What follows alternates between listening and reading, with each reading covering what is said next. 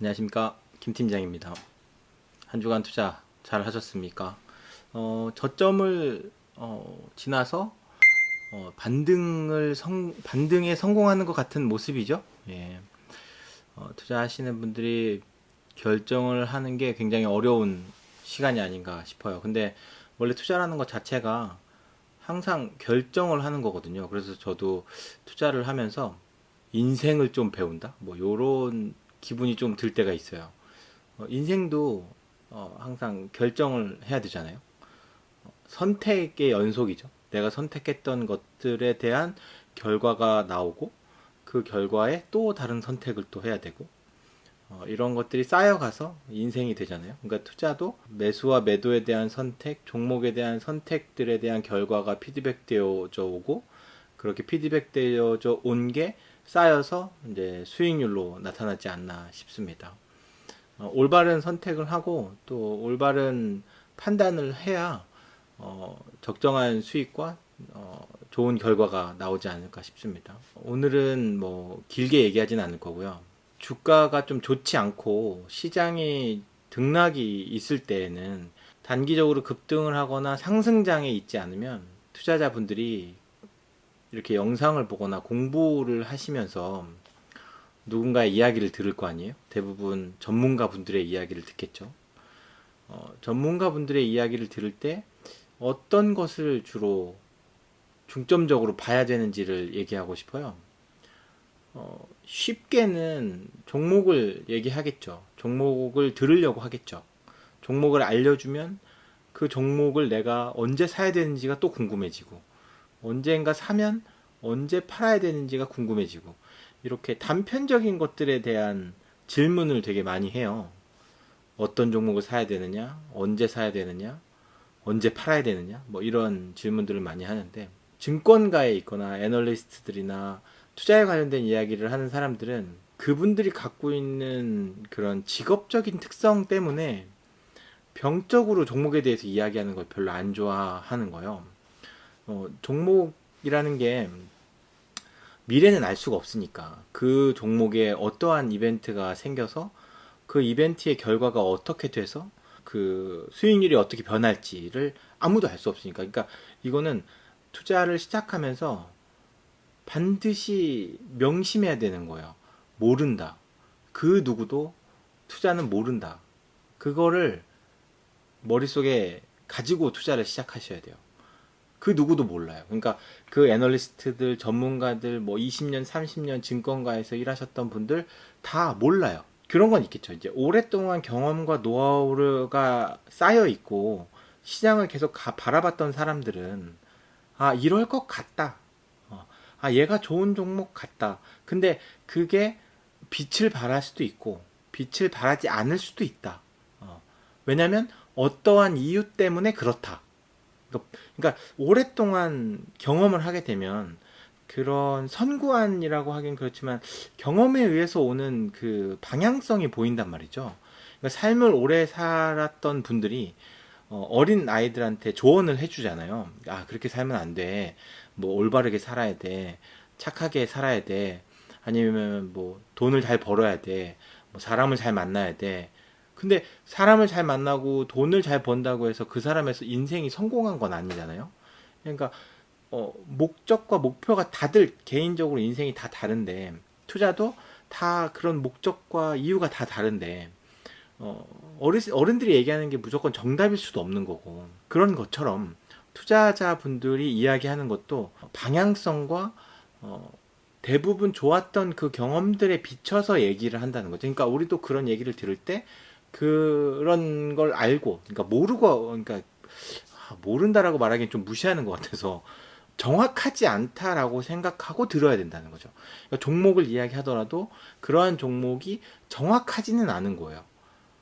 언제 상승하게 될지, 언제 하락하게 될지는 다 모르고 하는 얘기예요. 그러니까 뭔가 그걸 확정적으로 이야기를 하게 된다면 그거는 약간 모순이 있는 거죠. 뭐 A라는 종목이 상승할 거라고 100% 믿는다면 그걸 누구한테 알려주는 것도 좀 약간 상식적이지 않잖아요.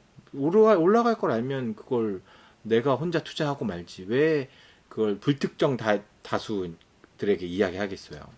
개인적으로 소식으로서 그 친구한테 들은 얘기도 당연히 되게 늦게 도착하는 소식인데, 전문가분들이고 수백 명, 수천 명이 보는 그런 방송에 나와서나 뭐 라디오나 이런 데에서 어떻게 100% 올라갈 것을 맞춰서 딱 얘기하겠어요. 모른다는 거죠. 중요한 건 제가 이 영상에서 하고 싶은 얘기는, 그 누구도 미래는 알 수 없고 그냥 방향성에 대한 이야기. 그러면 우리가 그 전문가분들의 이야기를 들을 때 어떤 걸 들어야 되냐면, 왜? 라는 것을 들어야 돼요. 이분이 하고자 하는 이야기와 방향성에 대해서 이야기했다면 왜?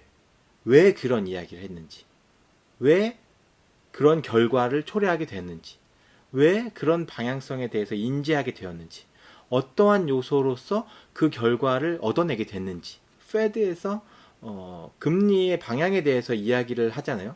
그럼 금리의 방향을 결정하고 있는 연방 그 은행의 위원들이 회의를 하고 나서 그 회의를 한 내용을 들어가기 전에는 점도표로 얘기하고, 들어가고 회의가 끝나고 나서는 인터뷰를 통해서 이야기를 하잖아요. 뭐 발표도 하고. 그런 말들에 대해서 왜 사람들이 귀 기울이고 관심을 갖고 말 한마디 한마디에 뜻을 부여하고 그게 어떤 방향으로 갈 거라고 생각하냐면, 그게 그만큼 중요하니까. 그 금리가 그만큼 중요하니까 그렇다. 자, 금리가 그만큼 중요하니까 시장 사람들이 관심을 갖고 있다. 자, 그럼 금리가 왜 중요하냐? 금리가 내려갈 때, 올라갈 때 시장은 계속 변했으니까. 그 시장의 방향을 결정하는 데 있어서 금리가 굉장히 중요하고, 그 금리를 결정하는 사람들이 어떤 의도를 갖고 일을 하고 있느냐가 굉장히 중요하니까 그 금리에 대한 이야기들을 많이 하고 있는 거예요. 자, 그렇다면 우리는 그 전문가분들에게 답을 얻으려고 하지 말고 그 과정이 어떤 건지에 대해서 눈여겨봐야 된다는 거죠. 요즘에 시장이 어려우니까 제가 사라고 했는데 주가가 많이 떨어졌어. 지금 뭐 손해봤어. 나 손절했어. 막 이렇게 얘기하시는 분들이 굉장히 많거든요. 근데 그러지 마시고, 자, 솔직히 시간이 지나서 주가가 다시 올라가면 그땐 칭찬할 건가요? 예? 그럴 건 아니잖아요. 그러니까 어떠한 특정 시점을 잡아서 그 금액이 떨어졌을 때 좌절하고 올라갔을 때 막 환희하고 그러면 주식하시면 안 돼요. 무조건 떨어졌을 때는 더 사고 올라갔을 때 여유 있게 팔 수 있는, 그런 투자를 해야 돼요. 전문가분들이 하는 이야기들도 다 옳은 말이 아닐 수도 있기 때문에 방향성에 갖는 이유나 그 방향성을 찾아가는 그 과정들에 대해서 설명을 해준단 말이죠. 전문가분들은 뭐 상승이나 뭐 주가가 뭐 올라갈 것 같다, 뭐 시대가 이렇게 변할 것 같다라고 결과를 얘기하면서 그 과정을 이야기를 해줘요. 왜 그러냐, 왜 친환경 쪽으로 가고, 왜 전기차가 산업이 가고, 원자력을 사람들이 쓰게 되고, 뭐 태양력, 뭐 풍력, 뭐 AI, 인공지능, 메타버스, 이런 모든 종목들이 앞으로 잘 나갈 것이다, 뭐 좋게 될 것이다라고 하면 전문가분들은 그래요. 왜 그렇게 생각했는지, 그 이유가 무엇인지. 그러니까 우리는 그 이유를 듣는 거예요. 그 이유를 듣고 그게 내가 생각하는 것과 맞으면 그 업종에 투자를 하고 그 종목에 투자를 하면 되는 거예요.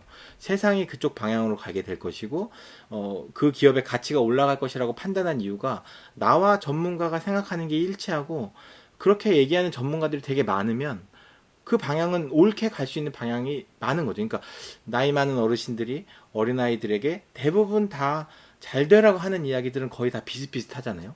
그런 것처럼 많은 사람들이 같은 방향으로 보고 있다면 그 방향이 옳은 방향일 가능성이 더 높은 거예요. 근데 누구보다 그걸 좀 더 한 발 앞서서 생각하게 되고 한 발 앞서서 투자를 하게 되는 게 수익률을 더 많이 얻느냐 좀 적게 얻느냐, 뭐 아니면 뒷북치는 사람들은 오히려 손실을 보게 될 수도 있고, 그렇게 투자가 이루어지는 거죠. 이렇게 투자자분들이 전문가분들의 이야기를 들을 때 꼭 그 정답, 그러니까 결과에 대한 소스를 얻기를 원하지 말고 그 정답에 가기 위한 그 과정을 어떻게 풀었는지, 그럼 나는 세상을 바라볼 때, 이 사회를 바라보고 투자 시장을 바라볼 때 어떠한 관점으로 시장을 바라봐야 되는지, 그런 부분을 생각한다면 제 영상에서 제가 이야기하는 것들도 대부분 그래요. 뭐 결과는 분할 매매, 분산 투자, 뭐 적립식 투자 뭐 이런 게 결과이긴 한데 그 결과가 가기까지의 그 과정, 어떠한 이유 때문에 그런 결과에 도달하게 되었는지 그런 것에 대해서 영상을 통해서 배워가셨으면 좋겠다, 이런 말씀을 좀 드리고 싶습니다. 코스피가 저점 기준으로 2591을 바닥으로 해서 2750으로 금요일날 이제 장을 종료를 했는데, 아무래도 미국 시장이 반등에 원래 좀 성공을 했어야 되는데 어제 저녁 때 주가가 많이 좀 떨어졌어요. 그래서 금요일 저녁 시장도 봐야 되겠지만, 이제 메타 기업이 20% 이상 하락하면서 시장에서 충격을 줬다고 하고, 금리가 인상을 하게 되면 미국 주식이 아무래도 조금 반등하기가 좀 어려울 것 같다. 그럼 미국 주식이 하락하면 한국 주식도 그렇게 반등을 쉽게 할 수 있을 것 같진 않은데, 오늘도 상승을 한 걸로 봐서는 리오프닝에 대한 이슈가 조금 더 시장에 반영이 된 게 아닐까? 뭐 이런 생각도 해보고. 근데 미국 시장이 그렇게 금리가 아직 올라가질 않았잖아요. 금리가 확실히 올라가야 이제 방향이 정해졌고 불확실성이 좀 해소됐다라는 개념으로 가야 되는데, 아직 그 양적 완화가 되지도 않아, 양적 완화 축소가 되지도 않았고, 금리가 인상이 되지도 않았고, 금리가 인상이 될 때 한 번에 뭐 0.25 포인트가 상승이 될지 0.5포인트가 상승이 될지 아무것도 모르는 거예요. 아직 불확실한 거죠. 그렇기 때문에 미국 시장이 어느 정도 시장을 좀 방향을 정했다라고 생각하기가 조금 어려우니까 투자를 하실 때 조금 더 조심해서 투자를 하시길 바라겠고, 저는 이제 하락에 대한 매수 때문에 이번 주에도 굉장히 매수가 많이 됐고 매수되는 금액도 꽤 많아졌어요. 그래서 앞으로 어떻게 될지는 솔직히 몰라요. 그거 아까 앞에도 말씀드렸잖아요. 모릅니다. 예. 근데 분할해서 매수를 해야 되는 시점은 아닌가 싶습니다. 그러니까 더 하락하면 내가 좀 더 사야지, 이런 생각을 가지실 수 있게 투자를 하시면 어떨까 합니다. 이번 주에 주간 매매 일기 시작하도록 하겠습니다. 자, 우선 매수, 미국 나스닥, 미국 러셀 2000, 글로벌 클라우드 컴퓨팅, 팔라딘 선물 인버스, FM 골프 테마, 200 에너지 화학, 커뮤니케이션 서비스, 게임 테마, 2차 전지 산업, 미디어 엔터테인먼트, 바이오, 2차 전지 테마, 미디어 컨텐츠, 소프트웨어, 현대산업개발, JYP 엔터테인먼트, 농우바이오, 동서, 메리츠화재, 삼성생명, 하나금융지주, 한국자산신탁, 한국콜마, 한국콜마홀딩스, 한독, 한원시스템, 하나솔루션, SBI 인베스트먼트를 매수하였습니다. 매도는 팔라디움 선물, WTI 원유 선물, 콩 선물, 코스닥 150 선물, 인버스를 매도하였습니다. 지난주보다 훨씬 더 매수가 많이 됐죠. 예. 하락했기 때문에, 그리고 하락한 다음에 반등을 했으니까 훨씬 더 많이 사줬어요. 그러니까 저는 하락했던 일정 시점에 매수를 하는 게 아니라 저점 대비 몇 퍼센트 상승했을 때 매수를 하거든요. 그래야 내가 기준가를 그러니까 반등했던 시점에 매수를 하고 싶은 거예요. 물론 제가 그 기준을 잡았던 그 반등했던 시점에 매수가 되고 또 하락할 수도 있어요. 그러니까 분할 매매를 하는 거예요. 조금만 사는 거니까. 일정 부분 하락하지도 않고 나는 저점을 잡을 거야 라고 어떤 가격에 탁 매수를 했으면 계속 그 밑으로 계속 하락할 수가 있잖아요. 그러니까 뭐 저는 이제 일반 종목은 3% 저점 대비 3% 상승했을 때 매수를 하게 되는데, 뭐 2.5%만 상승하고 다시 하락할 수도 있잖아요. 근데 나는 뭐 저점에서 산다고 해서 그냥 매수를 하게 되면 최대한 반등하는 그 힘을 가질 때 매수를 못할 것 같아서 저는 개별 종목은 저점 대비 3% 상승했던 그 가격에 매수하는 걸로 자동 매매를 걸어놓고 매매를 하거든요. 개인 투자 하시는 분들은 이렇게 자동 매매로 매매를 하시는 게 좋을 것 같아요. 저도 자동 매매로만 매매를 하고, 그 장 중에는 제가 매수 매도를 걸어서 매매를 하는 거는 진짜 거의 없거든요. 거의 뭐 한 달에 한 번 아니면 뭐 1년에 한 번 이렇게 매매를 하니까 최대한 자동 매매로 하면서 내가 기준을 잡았던 그 기준대로 매매가 되게끔만 하고 있습니다. 초보 투자나 개인 투자자, 그리고 또 직장에서 주간에는 또 일을 하시는 분들이 어떠한 시점이 됐을 때 내가 그때 바로 매매를 하기가 진짜 어렵거든요. 그러니까 자동 매매를 하는 게 저는 지금까지도 결과도 좋고, 회사 생활을 할 때도 또 그렇게 따로 시간을 내지 않거나 신경을 분산하지 않아도 되니까 자동 매매를 추천드립니다. 예. 자, 다음은 수익률입니다. 자, 코스피는 2750.26, 전주 대비 3.26% 상승했고요. 코스닥은 902.87, 전주 대비 3.44% 상승하였습니다. 저는 누적 수익률 11.33%고요. 전주 대비 2.55% 상승했고요. 현금 비중은 22.34%로 전주 대비 마이너스 10.75% 하락하였습니다. 그러니까 지난주와 이번 주 통틀어서 거의 20% 정도를 매수를 한 거예요. 20%라고 하면 그렇고 전체 투자 금액의 한 10% 정도를 매수했다고 보시면 됩니다.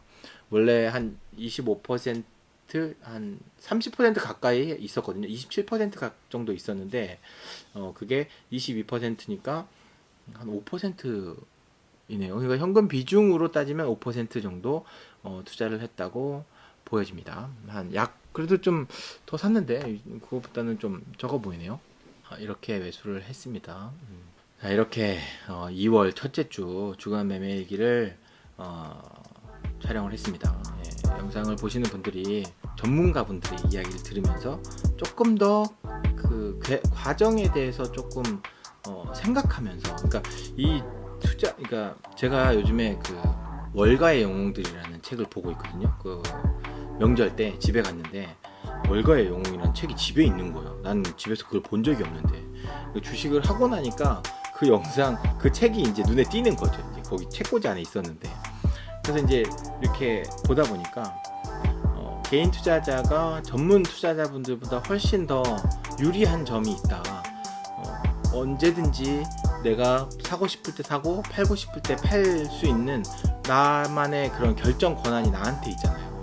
전문 투자자분들은 고객들과 상사들이 지시하는 대로, 아니면 회사에서 그런 펀드가 가지고 있는 그 기준에 따라서 제약을 받으면서 투자를 하니까 이걸 팔면 안 된다고 생각하지만 투자자분들이 투자금을 회수하게 되면 어쩔 수 없이 팔아야 되는 그런 입장이기도 하고, 사야 된다고 생각되긴 하지만 포트폴리오에서 특정 종목의 비중을 높이면 안 되니까 살 수 없는 그런 상황도 가질 수 있듯이, 개인 투자자가, 저도 그렇게 생각합니다. 개인 투자자가 기관 투자자나 전문 투자자 분들보다 훨씬 더 투자하기엔 좀 유리하지 않나. 근데 그 유리한 것을 내가 가져가려면 훨씬 더 많이 공부를 해야 돼요. 이게 시장 상황과 그 전문가 분들의 그런 과정에 대한 고민을 좀 해야 되거든요. 원래 이제 주가가 하락하게 되면 고민하게 되거든요. 이유가 뭐지? 왜 내가 고르는 종목마다 이렇게 하락하고 손절하게 되고 수익은 많이 나지도 않고 그렇지? 이렇게 생각하게 되는데, 그러한 과정을 전문가 분들의 그런 종목만 따라서 하려고 하지 말고 그 시장을 보는 그런 안목과 그 과정에 대해서 좀 배워보시는 시간이 되면 어떨까 싶습니다.